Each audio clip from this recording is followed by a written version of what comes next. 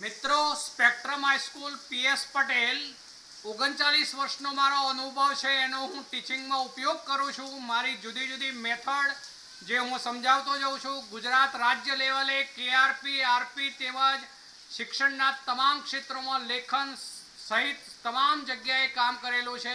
એવા મારા બહોળા અનુભવનો હું ઉપયોગ મારા ટીચિંગ દરમિયાન કરું છું। મારો લાભ અવશ્ય લેજો એવું ખાસ જણાવું છું। Good morning all friends. छेल्ले આપણે લિગેન્ડનું વર્ગીકરણ જોઈ રહ્યા છે। એમે એવું જોઈ ગયા કે સબર્ગ સ્પીસીઝમાં જે મધ્યસ્થ ધાતુ આયન હોય એની સાથે જે લિગેન્ડ જે જોડાયેલો હોય એ લિગેન્ડના દાતા પરમાણુ એક લિગેન્ડ હોય તો તેના દાતા પરમાણુની સંખ્યા જે છે એને આધારે આપણે એનું વર્ગીકરણ થાય છે। જેમ કે લિગેન્ડમાં જ્યારે એકાકી દાતા પરમાણુ એટલે કે એક જ દાતા પરમાણુ હોય તો તેને એકદંતીય કહેવાય। એ જ રીતે આપણે જો એક જ લિગેન્ડમાં બે દાતા પરમાણુઓ હોય તો તેને દ્વિદંતીય લિગેન્ડ કહેવાય। ચલો એ જ રીતે जो एक જ लिगेंड में 3 दाता परमाणु હોય તો ત્રિદંતીય लिगेंड, जो 4 दाता परमाणु હોય તો ચતુર્દંતીય लिगेंड કહેવાય। ચલો એ જ રીતે જો 6 દાતા પરમાણુઓ હોય એક જ लिगेंड ના તો એને ષષ્ઠદંતીય लिगेंड કહેવાય। ષષ્ઠદંતીય लिगेंड નું ઉદાહરણ આપણે જોયું EDTA4- એટલે કે ઇથિલિન ડાયમાઇન ટેટ્રાએસિટેટ, જેમાં બે નાઇટ્રોજન પરમાણુ ઉપરાંત 4 ઓક્સિજન પરમાણુઓ જે છે એમ કુલ 6 દાતા પરમાણુઓ એક જ લિગેન્ડના હોવાથી તેને ષષ્ઠદંતીય લિગેન્ડ તરીકે આપણે ઓળખાવ્યું। ચલો ત્યારબાદ છેલ્લે આપણે ઉભયદંતીય લિગેન્ડ એની પણ વાત કરી હતી।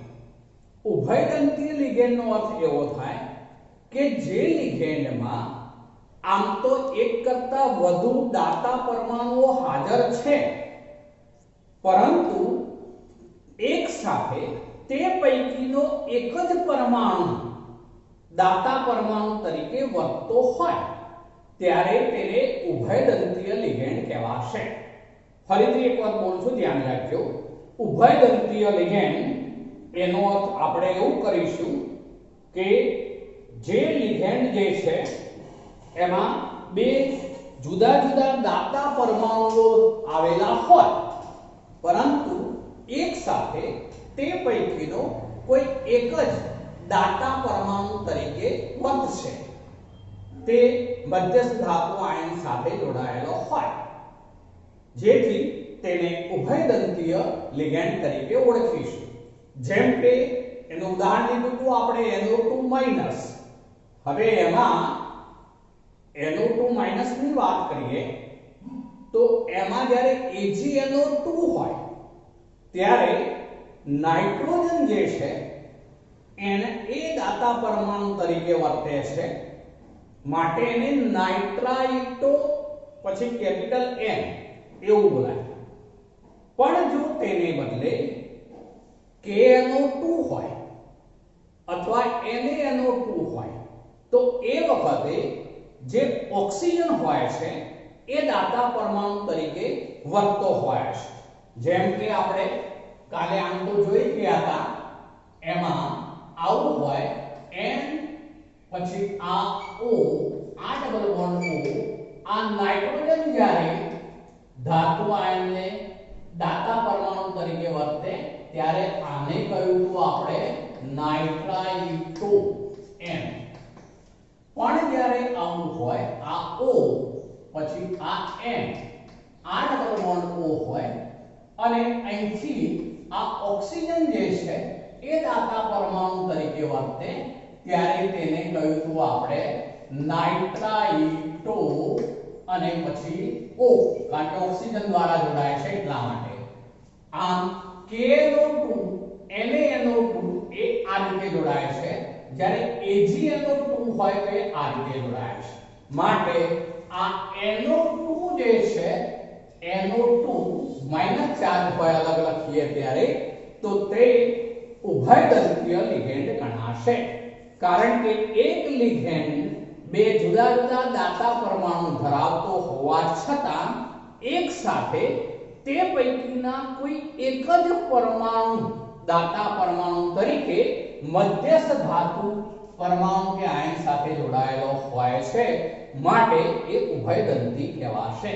ચલો એ જ રીતે આપણે બીજું ઉદાહરણ પણ લીધું હતું, જ્યારે M સાથે માનો કે HCN જોડાયેલ હોય તો એને આપણે થાયોસાયનેટો S તરીકે ઓળખાવ્યું, પણ એને બદલે આમ પણ જોડાયેલો હોઈ શકે. એ વખતે NCS એટલે કે નાઇટ્રોજન દ્વારા જોડાયેલ હોય તો એને કહેવાશે થાયોસાયનેટો N. તો આ પણ ઉદાહરણ જે HCN- તરીકે આમ તો લખાય તો એ પણ ઉભયદંતીય લિગેન્ડ છે. ચલો હવે આગળ વધીએ છે. જ્યારે કોઈ દ્વિદંતીય લિગેન્ડ કે પછી બહુદંતીય લિગેન્ડ. બહુદંતીય લિગેન્ડ કોને કહેવાય? તો જે લિગેન્ડમાં અનેક દાતા પરમાણુ આવેલા હોય અને તે મધ્યસ્થ ધાતુ પરમાણુ સાથે જોડાય ત્યારે એવા લિગેન્ડને બહુદંતીય લિગેન્ડ તરીકે ઓળખીશું. ફરીથી એક વાર બોલું છું. જે લિગેન્ડમાં અનેક દાતા પરમાણુ આવેલા હોય તે જે છે એ બહુદંતીય લિગેન્ડ તરીકે ઓળખાશે. એટલે કે અર્થ એવો થયો ત્રિદંતીય છે, ચતુર્દંતીય છે, ષષ્ઠદંતીય લિગેન્ડ છે, એ બધા જ બહુદંતીય લિગેન્ડ કહેવાશે. એટલે એનો અર્થ એવો થયો કે જ્યારે સવર્ગ સ્પીસીઝમાં મધ્યસ્થ ધાતુ પરમાણુ કે આયનની સાથે બહુદંતીય અથવા દ્વિદંતીય અથવા બહુદંતીય લિગેન્ડ ત્યારે જોડાય ત્યારે હંમેશા ચક્રીય રચના ધરાવતા સંકીર્ણ સંયોજનો બનશે. એવા જે સંકીર્ણ સંયોજનો હોય તેમને કિલેટ સંકીર્ણો કહે છે. તો હવે નવો મુદ્દો જે છે એની ઉપર આધારિત એક કિલેટ શબ્દ ઉપર આવીએ છીએ આપણે. કિલેટ સંકીર્ણ. તો એવું કહેવાય, ફરીથી એકવાર બોલું છું, જ્યારે બહુદંતીય લિગેન્ડ અથવા દ્વિદંતીય હોઈ શકે, બહુદંતીય પણ હોઈ શકે. જ્યારે દ્વિદંતીય કે બહુદંતીય લિગેન્ડ મધ્યસ્થ ધાતુ પરમાણુ કે આયન સાથે એક કરતા વધુ અનેક દાતા પરમાણુઓ દ્વારા જોડાય ત્યારે ચક્રીય રચના ધરાવતું જે સંકીર્ણ બનાવશે તેને કિલેટ સંકીર્ણો કહે છે. દાખલા તરીકે આપણે ઓક્ઝેલેટ આયન લઈએ છીએ તો ઓક્ઝેલેટ આયન એ દ્વિદંતીય લિગેન્ડ છે. ઓક્ઝેલેટ આયન જ્યારે આ રીતે માનો કે કોઈ સંક્રાંતિ ધાતુ પરમાણુ કે આયન છે એની સાથે C2O4 આ જોડાય છે. C2O4 જોડાઈ ગયું અને આવું એક સંકીર્ણ મેં બનાવ્યું. તો આ સવર્ગ સ્પીસીઝ ની અંદર કોબાલ્ટ 3 જે છે એ મધ્યસ્થ પરમાણુ આયન તરીકે આવેલો છે, જેની સાથે આ ઓક્ઝેલેટ આયન C2O4 એ ઓક્ઝેલેટ આયન કહેવાશે, જે દ્વિદંતીય લિગેન્ડ છે.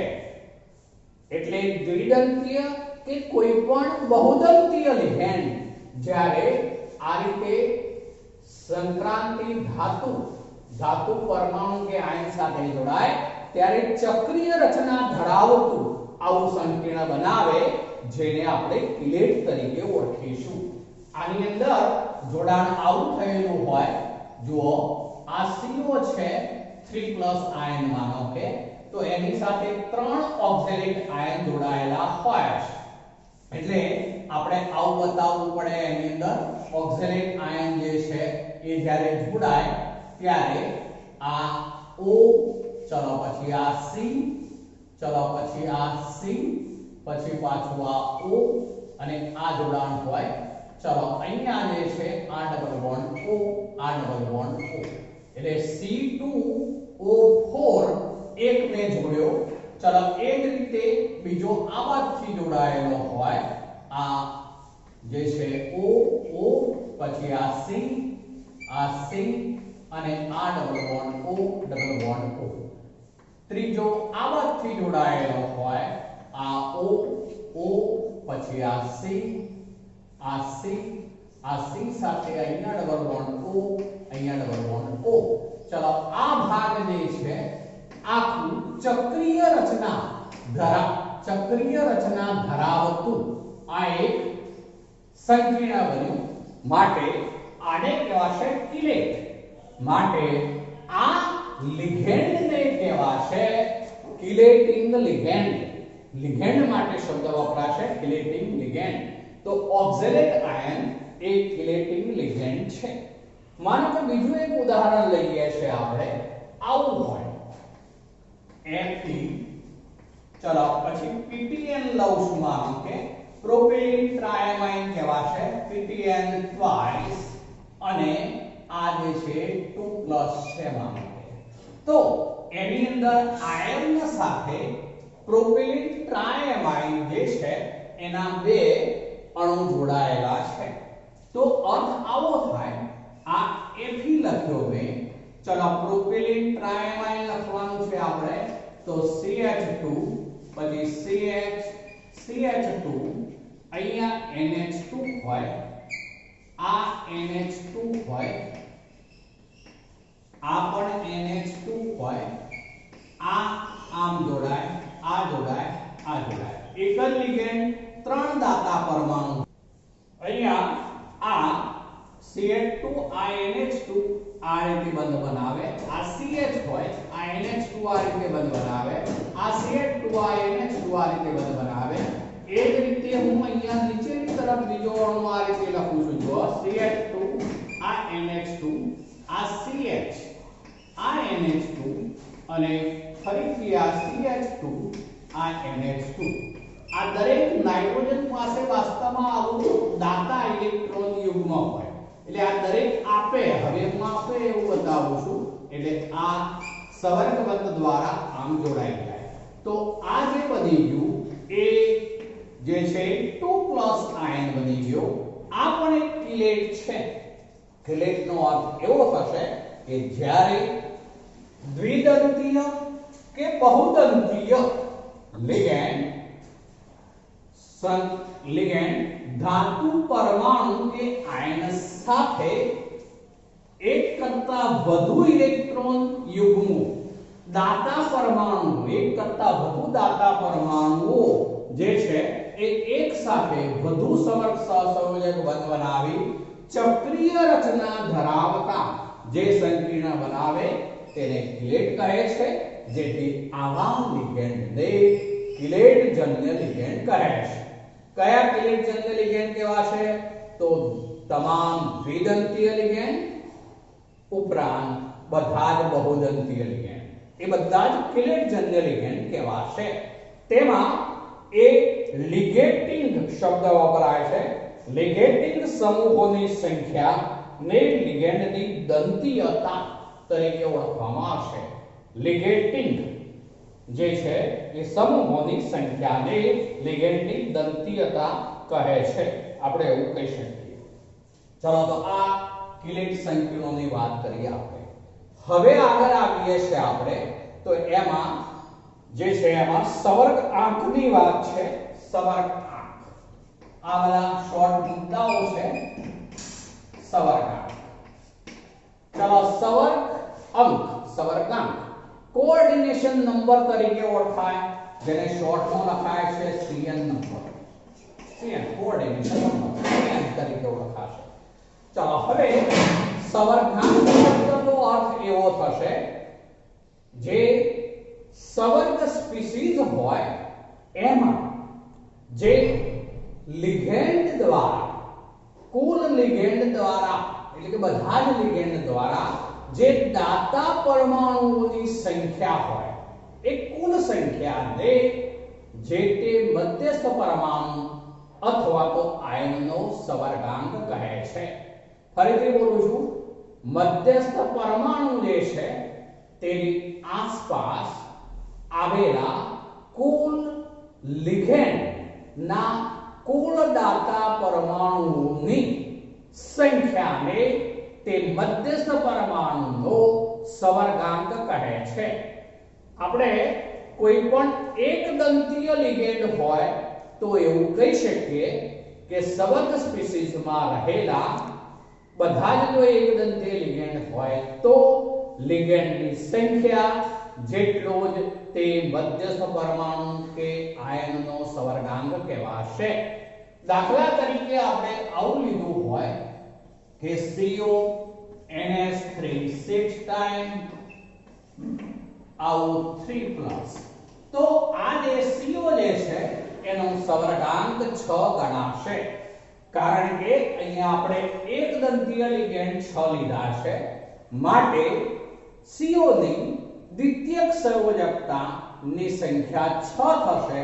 એટલે બીજી રીતે કહીએ તો જે સવર્ગ સ્પીસીઝમાં રહેલા ધાતુ પરમાણુની દ્વિતીયક સંયોજકતાની સંખ્યાને પણ આપણે સવર્ગાંક તરીકે ઓળખી શકીશું.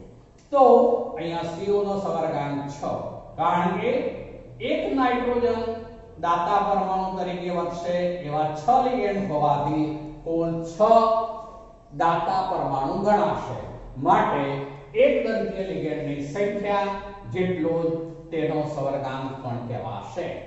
પરંતુ માનો કે દ્વિદંતીય લિગેન્ડ હોય, જેમ કે આ ઓક્ઝેલેટાઇન દ્વિદંતીય લિગેન્ડ છે, તો જો દ્વિદંતીય લિગેન્ડ હોવા છતાં તેમાં બે દાતા પરમાણુ એક જ લિગેન્ડના હોય, માટે 3 લિગેન્ડ હોવાથી 3 ગુણા 6, માટે આનો પણ સવર્ગાંક 6 જ છે. કારણ એ છે કે CO ની આસપાસ જો કુલ બધા લિગેન્ડના થઈને કેટલા દાતા પરમાણુ છે તો 6, અને માટે સવર્ગાંક જે છે CO નો એ 6 ગણાશે. કારણ કે આ બધા 6 દાતા પરમાણુઓ જે છે એ આવેલા છે. માટે ચલો એને બદલે આવું હોય Pt Cl4 ટાઈમ્સ 2-, તો આમાં એક Cl એક ઇલેક્ટ્રોન યુગ્મ એક દાતા પરમાણુ છે એવું કહેવાય. એવા 4 Cl માટે આ Pt નો સવર્ગાંક 4 છે એવું કહેવાશે. Pt નો સવર્ગાંક જે છે 4 છે. તો આ રીતે જ્યારે એકદંતીય લિગેન્ડ હોય ત્યારે લિગેન્ડની સંખ્યા જેટલો મધ્યસ્થ પરમાણુ કે આયન જે છે એની જે છે કુલ દાતા પરમાણુની સંખ્યા થશે, જે એનો સવર્ગાંક કહેવાય. પણ જો દ્વિદંતીય લિગેન્ડ હોય તો લિગેન્ડની સંખ્યા ગુણ્યા 2 કરીશું. ત્રિદંતીય લિગેન્ડ હોય તો લિગેન્ડની સંખ્યા ગુણ્યા 3 કરવું પડે. જેમ કે આ ઉદાહરણ મેં લીધું છે Fe PTN ટ્વાઇસ. PTN જે છે પ્રોપેલિક ટ્રાયમાઇન તરીકે આમ તો ઓળખાતું હોય છે, અથવા IUPAC પદ્ધતિ મુજબ એ પ્રોપેન 1 2 3 ટ્રાયમાઇન કહેવાશે. તો એ જે છે એ ત્રિદંતીય લિગેન્ડ છે, તો લિગેન્ડની સંખ્યા ગુણ્યા 2, એટલે કે તેમાં પણ દ્વિતીયક સંયોજકતાની સંખ્યા કેટલી છે 6, માટે એનો પણ સવર્ગાંક 6 છે. એટલે સવર્ગાંકનો અર્થ એવો થશે કે સવર્ગ સ્પીસીઝમાં રહેલા મધ્યસ્થ પરમાણુની આસપાસ આવેલા કુલ લિગેન્ડ ના કુલ દાતા પરમાણુઓની સંખ્યાને તે મધ્યસ્થ પરમાણુ કે આયનનો સવર્ગાંક કહે છે. બીજી રીતે કહીએ તો મધ્યસ્થ પરમાણુ કે આયનની દ્વિતીયક સંયોજકતાની સંખ્યાને તે ધાતુ આયનનો સવર્ગાંક કહે છે. કેવી રીતે ગણી શકાય તો ફરીથી બોલું છું, એકદંતીય લિગેન્ડ હોય તો લિગેન્ડની સંખ્યા જેટલો દ્વિતીયક સંયોજકતા ગણાશે, માટે તેટલો સવર્ગાંક બનશે. જો તેને બદલે દ્વિદંતીય લિગેન્ડ હોય તો લિગેન્ડની સંખ્યા ગુણ્યા આપણે 2 કરીશું, એટલો સવર્ગાંક કહેવાશે. જો ત્રિદંતીય લિગેન્ડ હોય તો લિગેન્ડની સંખ્યા ગુણ્યા આપણે શું લેવું પડશે તો 3, તો એટલા એનો સવર્ગાંક કહેવાશે. માનો કે આપણે EDTA ઇથિલિન ડાયોઇન ટેટ્રાએસિટેટ જોડાયેલું છે તો એનો સવર્ગાંક જે એ ષષ્ઠદંતીય લિગેન્ડ છે માટે એવું એક જ લિગેન્ડ જોડાશે, એટલે એ વખતે જે લિગેન્ડની સંખ્યા એક જ હશે પણ તેમ છતાં એ ષષ્ઠદંતીય લિગેન્ડ હોવાથી ધાતુ પરમાણુ કે આયનનો સવર્ગાંક 6 બનશે. તો આમ સવર્ગ સ્પીસીઝમાં આવેલી જે મધ્યસ્થ પરમાણુ કે ધાતુ હોય તેની સાથે જોડાયેલા કુલ લિગેન્ડના કુલ દાતા પરમાણુઓની સંખ્યા ને મધ્યસ્થ પરમાણુ કે આયનનો સવર્ગાંક કહે છે. ચલો હવે દાખલા તરીકે આપણે આવું હોય, માનો કે કોઈ ઉદાહરણમાં કે CO છે એની સાથે હું En જે છે એ માનો કે En જે છે 2 જોડું છું પણ બાકીના 2 જે છે હું Cl જોડું છું અને આવું સંકીર્ણ છે. તો હવે આની અંદર આપણે દ્વિદંતીય લિગેન્ડ 2 છે, એકદંતીય લિગેન્ડ પણ 2 છે, તો આપણે આ રીતે સવર્ગાંક ગણાશે. દ્વિદંતીય લિગેન્ડની સંખ્યા ગુણ્યા 2 એટલે 2 દુના 4 ઉપરાંત આ એકદંતીય લિગેન્ડ 2 એટલે 4 ને 2 6 માટે આનો સવર્ગાંક 6 થયો કહેવાશે. તો મિત્રો આ રીતે આપણે સવર્ગાંક જે છે એના મૂલ્યો મેળવી શકીએ. ટૂંકમાં આપણે એવું કહી શકીએ સવર્ગાંક એટલે કે સંકીર્ણ સંયોજનમાં મધ્યસ્થ પરમાણુ સાથે લિગેન્ડ દ્વારા બનતા સિગ્મા બંધની સંખ્યા, માત્ર સિગ્મા બંધની સંખ્યા. બરોબર ધ્યાન રાખજો, સવર્ગ સ્પીસીઝમાં મધ્યસ્થ ધાતુ પરમાણુની આસપાસ લિગેન્ડ દ્વારા રચાતા કુલ સિગ્મા બંધની સંખ્યાને પણ ધાતુ પરમાણુ કે આયનનો સવર્ગાંક કહે છે. એમાં જો કોઈ પાઇબંધ બનતો હોય તો એ ગણતરીમાં લેવાશે નહીં, માત્ર સિગ્મા બંધની સંખ્યાને ધાતુ પરમાણુ કે આયનનો સવર્ગાંક કહે છે. ચલો હવે આવીએ છીએ આપણે સવર્ગ પ્રભાવ ક્ષેત્ર. સવર્ગ પ્રભાવ ક્ષેત્ર એટલે કે આ CO જે છે એની આસપાસ 6 એમોનિયા હોય તેના ઉપર પ્રભાવ દર્શાવે છે માટે આટલો વિભાગ એને કહેવાય સવર્ગ પ્રભાવ ક્ષેત્ર. સવર્ગ પ્રભાવ ક્ષેત્ર. આની અંદર આપણે સંયોજનની રીતે સૂત્ર લખીએ આવું, માનો કે CONS3 6 ટાઈમ પછી Cl3 આવું લખ્યું હોય પણ આ પ્રતિ આયન કહેવાશે. એ જે મેં પાછળ જોડ્યા એ પ્રતિ આયન કહેવાશે. સવર્ગ પ્રભાવ ક્ષેત્ર એ આટલો જ કહેવાશે. જે ચોરસ કૌંસની અંદરનો વિભાગ હોય એટલાને સવર્ગ પ્રભાવ ક્ષેત્ર તરીકે ઓળખવામાં આવે છે. આ બીજું ઉદાહરણ છે સવર્ગ પ્રભાવ ક્ષેત્ર. આ ત્રીજું ઉદાહરણ છે સવર્ગ પ્રભાવ ક્ષેત્ર જેમાં મધ્યસ્થ ધાતુ પરમાણુ કે આયન હોય અને તેની સાથે દ્વિતીયક સંયોજકતા દ્વારા જોડાયેલા લિગેન્ડ વાળો વિભાગ હોય તેટલા વિભાગને સવર્ગ પ્રભાવ ક્ષેત્ર કહે છે. જે ધન વિદ્યુત ભારિત હોઈ શકે, તે ઋણ વિદ્યુત ભારિત પણ હોઈ શકે, તે તટસ્થ પણ હોઈ શકે. દાખલા તરીકે આપણે NiCO4 ટાઈમ્સ તો એ તટસ્થ છે, તો એ તટસ્થ પણ હોઈ શકે છે. તો આમ આપણે એવું કહી શકીએ કે મધ્યસ્થ પરમાણુ આયન અને તેની સાથે જોડાયેલા લિગેન્ડને ચોરસ કૌંસમાં સમાવાય છે તેટલા સામૂહિક વિભાગને સવર્ગ પ્રભાવ ક્ષેત્ર કહે છે. ચલો એની બહાર જે કઈ લખીએ આપણે એને પ્રતિ આયન કહેવાય. બરોબર ધ્યાન રાખીશું, આ પ્રતિ આયન છે. બીજું એક ઉદાહરણ લઉં છું કે 4FeCN6 છે માનો કે, તો આની અંદર આ પ્રતિ આયન છે. 4K+ એ પ્રતિ આયન છે, જ્યારે Fe CN6 ટાઈમ 4 માઈનસ આટલો વિભાગ જે છે એને કહેવાશે સવર્ગ પ્રભાવ ક્ષેત્ર. એ સવર્ગ પ્રભાવ ક્ષેત્ર છે. ચલો હવે આવીએ છે આપણે સવર્ગ બહુફલક. સવર્ગ બહુફલક. ચલો સવર્ગ સંયોજનો જે છે એમાં મધ્યસ્થ પરમાણુ કે આયન વચ્ચે હોય તેની આસપાસ લિગેન્ડ જે છે એ અવકાશમાં ચોક્કસ દિશાઓમાં ગોઠવાયેલા હોય છે, જેને કારણે તે ચોક્કસ અવકાશીય ગોઠવણી પ્રાપ્ત કરશે. જેમ કે 6 સવર્ગાંક હોય ત્યારે અષ્ટફલકીય બંધારણ બને છે. 6 સવર્ગાંક હોય ત્યારે કયું કહું છું? અષ્ટફલકીય. 6 સવર્ગાંક હોય ત્યારે અષ્ટફલકીય.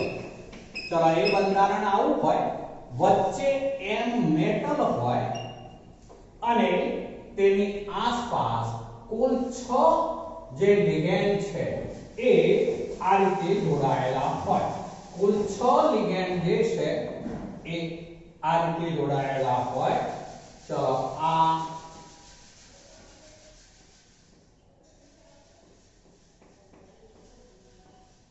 અને આ જે છે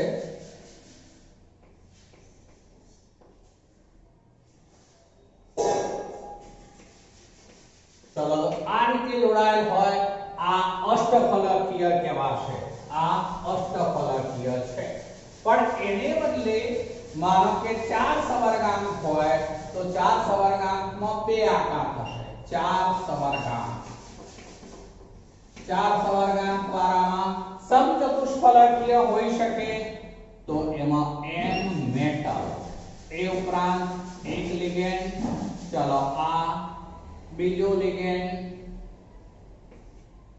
ચલો આ ત્રીજો લિગેન્ડ અને આ જે છે એ માનો કે ચોથો લિગેન્ડ છે.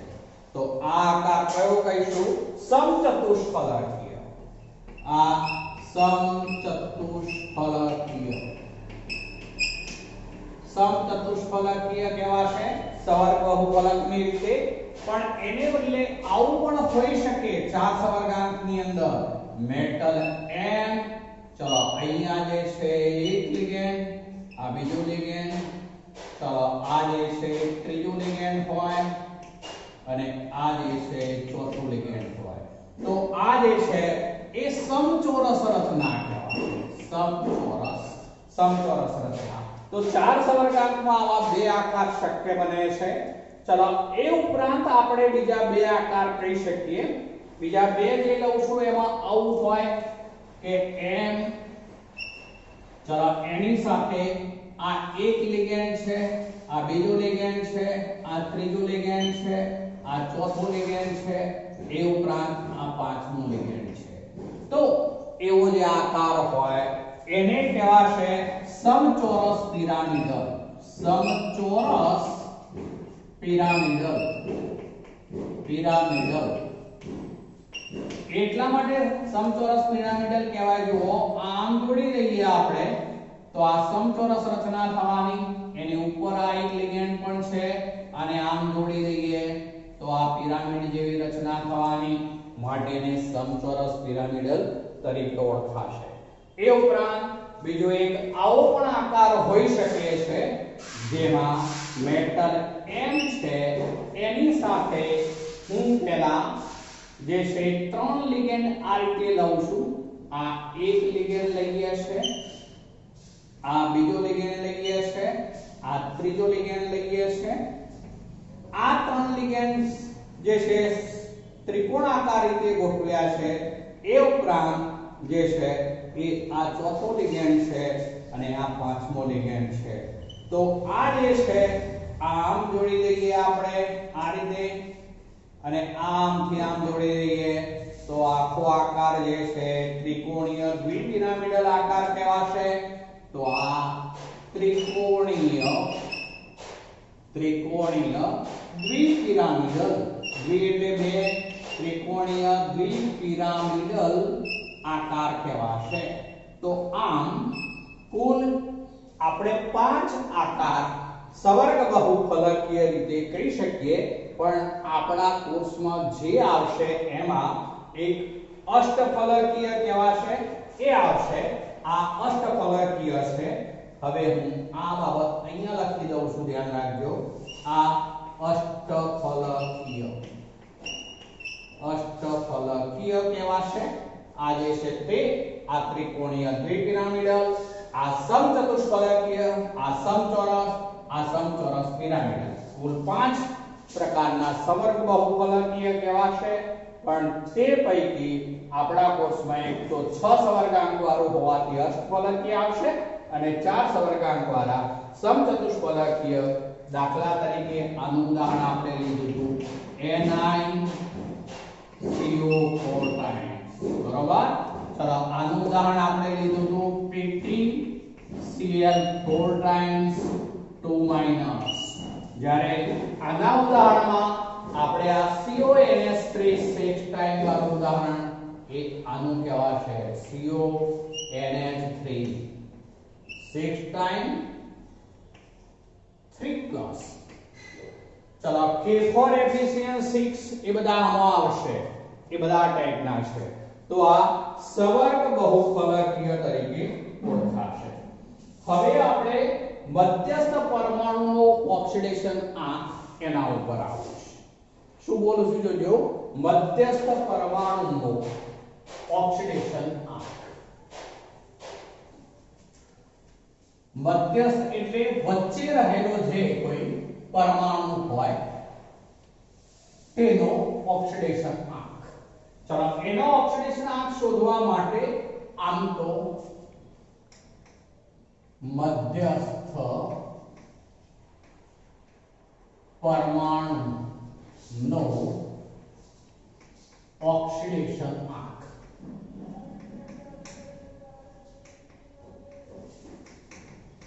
ચલો એ શોધવા માટે આવું એક સૂત્ર હું આપું છું. પહેલા તો Z બરાબર A + RnX. આપણે આમ તો ચેપ્ટરની શરૂઆતની ચર્ચા વખતે મેં થોડીક બાબત લીધી છે. એમાં Z નો અર્થ કરીશું આપણે સવર્ગ સ્પીસીઝનો વીજભાર. ચલો એમાં Z સવર્ગ સ્પીસીઝ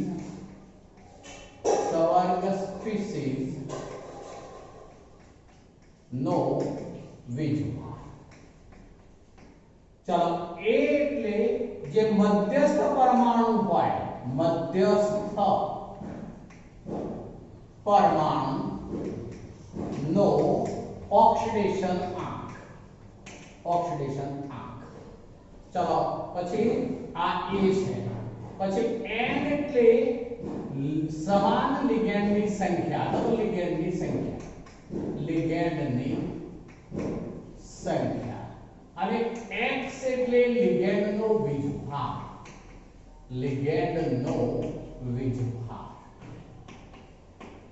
ચલો હવે માનો કે ઉદાહરણ તરીકે આપણે આ એક ઉદાહરણ હું લઉં છું. ચલો Fe twice 2 પ્લસ છે. તો આમાં Z ની કિંમત જે છે +2 છે. અર્થ એવો થયો, જો આમાં કિંમતો મુકતા લઈ ગયા છે, આ ઉદાહરણ લઉં છું એમાં, તો Z ની કિંમત જે છે એ +2 છે. તો બરાબર એ આપણે ગણવું છે પ્લસ નંબર ઓફ લિગેન્ડ, તો લિગેન્ડની સંખ્યા 2, તો આ લિગેન્ડની સંખ્યા 2. X એટલે લિગેન્ડનો વીજભાર, PTN છે, પ્રોપિલિન ટ્રાયમાઇન કહેવાય. બીજું નામ મેં એનું કહ્યું તમને કે પ્રોપેન 1 2 3 ટ્રાયમાઇન. જે તટસ્થ છે, તટસ્થ હોવાથી તેનો વીજભાર ગણાશે 0. ચલો તો આ વીજભાર 0 એટલે હવે શું થઈ ગયું? A બરાબર +2.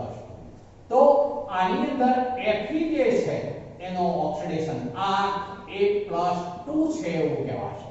જે મધ્યસ્થ પરમાણુ Fe નો ઓક્સિડેશન આંક +2 થઈ ગયો. ચલો માનો કે આવું લીધું આપણે બીજું ઉદાહરણ, CO લીધું છે, એની સાથે હું C2O4 જે છે એક થ્રાઇસ લઉં છું અને અહીંયા ઉપર લખું છું 3 માઈનસ. ચલો તો અહીંયા આપણે z ની કિંમત 3 માઈનસ છે, તો ચલો એક ઉદાહરણ ગણીએ છે. જોજો z માઈનસ 3 બરાબર 1 પ્લસ. ચલો હવે આ લિગેન્ડની સંખ્યા 3 છે. n એટલે નંબર ઓફ લિગેન્ડ, તો લિગેન્ડની સંખ્યા 3. હવે આ ઓક્ઝેલેટ આયન છે C2O4, એના ઉપર વીજભાર હોય 2 માઈનસ. 2 માઈનસ માટે આ માઈનસ 2 લખું મેં. તો આ 3 ગુના 6 માઈનસ 6 માઈનસ આ બાજુ આવી જશે, તો બાકી શું રહેવાનું? પ્લસ 3. માટે આમાં કોબાલ્ટ જે મધ્યસ્થ પરમાણુ છે તેનો ઓક્સિડેશન આંક +3 કહેવાશે. +3 છે એવો અર્થ થઈ જશે. ચલો હવે બીજું ઉદાહરણ લઈએ છે. માનો કે આ લઈએ છે PtCl 4 ટાઈમ્સ 2 માઈનસ. ચલો એમાં ગણતરી કરીએ આપણે. તો પ્લેટિનમ Z કેટલો થયો? તો 2 માઈનસ, તો Z -2 બરાબર 1 પ્લસ નંબર ઓફ લિગેન્ડ 4, તો આ 4. પછી લિગેન્ડ નો વીજભાર Cl એ -1 વીજભાર ધરાવતો લિગેન્ડ છે, માટે -1. તો આ -4 આ બાજુ આવી જશે, શું બાકી રહેશે? +2. માટે આમાં પ્લેટિનમ +2 છે, એનો ઓક્સિડેશન આ +2 છે. ચલો આપણે આની ગણતરી કરવી છે. આની ચલો તો એમાં આ સવર્ગ સ્પીસીસ છે, એની આગળ કઈ જોડાયેલું નથી, એની પાછળ કઈ જોડાયેલું નથી, એના ઉપર પણ કોઈ વીજભાર નથી. જો ઉપર પણ કોઈ વીજભાર નથી, તો એનો Z0 કહેવાય. એનો Z0 કહેવાશે. 0 પછી 1 પ્લસ. ચલો હવે અહીંયા જે છે એ આપણે લિગેન્ડની સંખ્યા 4, તો આ 4. ચલો હવે એનો વીજભાર CO તટસ્થ લિગેન્ડ ગણાય એટલે 0. ચલો આ 0, તો એ બરાબર શું થઈ ગયું? 0. તો આમાં નિકલની ઓક્સિડેશન સ્થિતિ જે છે એ 0 છે. નિકલની ઓક્સિડેશન સ્થિતિ 0 છે, અર્થ એવો થશે. ચલો આ ઉદાહરણ લઈએ. આવું આખું આપેલું છે માનો કે. તો એ ઉદાહરણની અંદર શું થાય એ બોલું છું. જોજો આપણે K4 લખેલું છે, K4 લખેલું છે, બરોબર ધ્યાન રાખજો. તો આખાનો વીજભાર, આ ચોરસનો વીજભાર આ +1 એવા 4 વડે ગુણેલા છે, એટલે આ 4 માઈનસ ગણાય.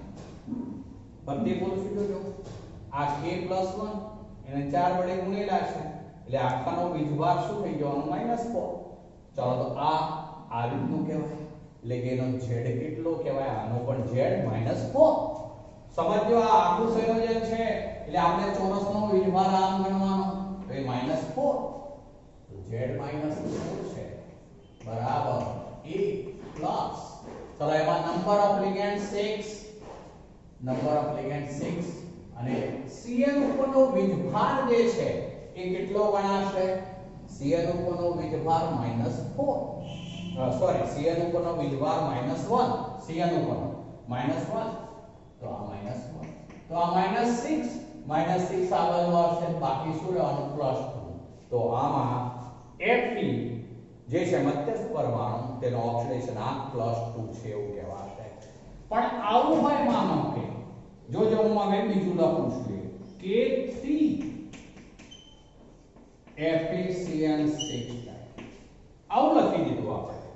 તો હવે K+1 એવા 3 વડે ગુણેલા છે, તો આનો Z-3 થઈ ગયો કહેવાય. આપણે Z બદલાઈ ગયો, આનો Z-3, તો અહીંયા Z-3 લખશું, તો બરાબર 1 પ્લસ.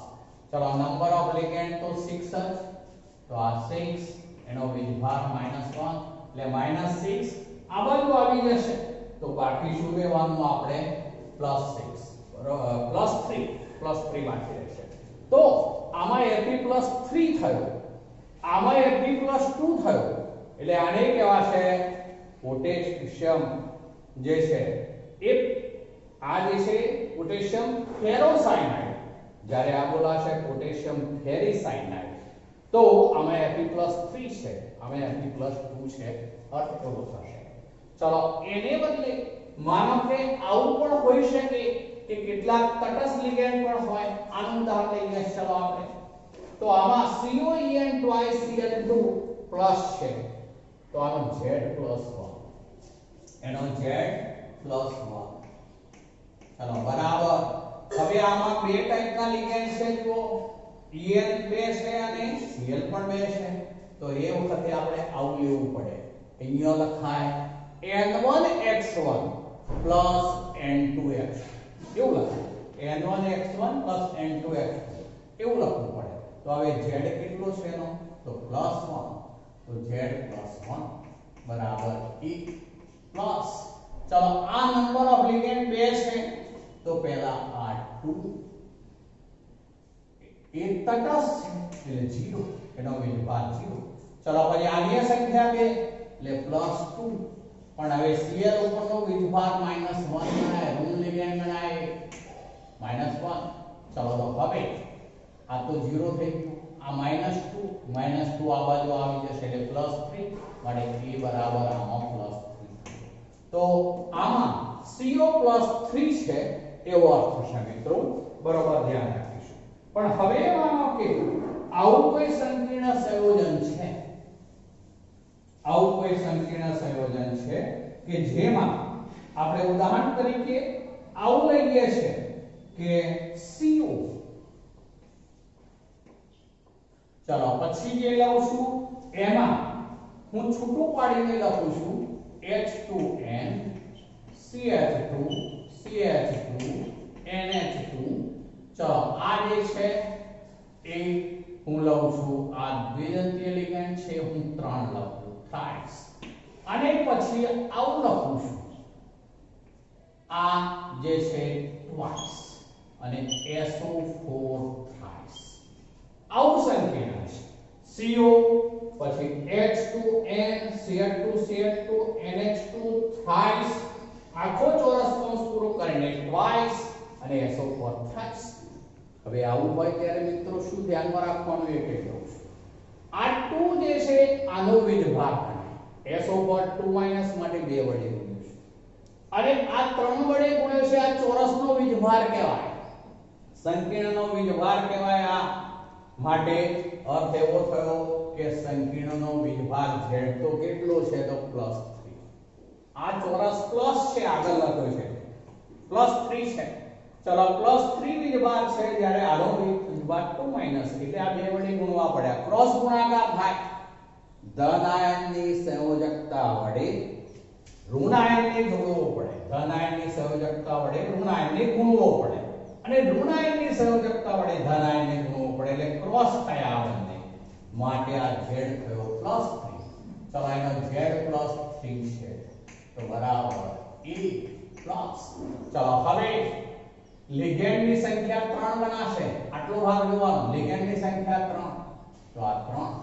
હવે આ En છે ઇથિલિક ડાયમાઇન છે માટે તો તટસ્થ છે એટલે કે એનો વિભાગ 0 માટે a બરાબર શું થઈ ગયું +3. માટે આમાં કોબાલ્ટ જે છે મધ્યસ્થ પરમાણુનું આયન તરીકે તેની ઓક્સિડેશન સ્થિતિ a+3 છે.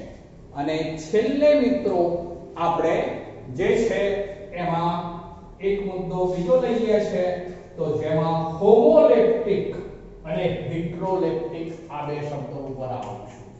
હોમોલેપ્ટિક ચલો હોમો શબ્દનો અર્થ થાય સમાન જે સંકીર્ણમાં બધા જ એક જ પ્રકારના લિગેન્ડ આવેલા હોય તો તેને હોમોલેપ્ટિક સંકીર્ણ કહે છે. ફરીથી બોલું છું જે સંકીર્ણમાં જે મધ્યસ્થ પરમાણુ કે આયન હોય તેની સાથે જોડાયેલા તમામ લિગેન્ડ એક જ પ્રકારના હોય તો તેને હોમોલેપ્ટિક સંકીર્ણ કહે છે. અહીંયા જે આપણે ઉદાહરણ લીધું આમાં NH3 6 ટાઈપ બધા જ લિગેન્ડ એક જ ટાઈપના છે માટે આ હોમોલેપ્ટિક છે.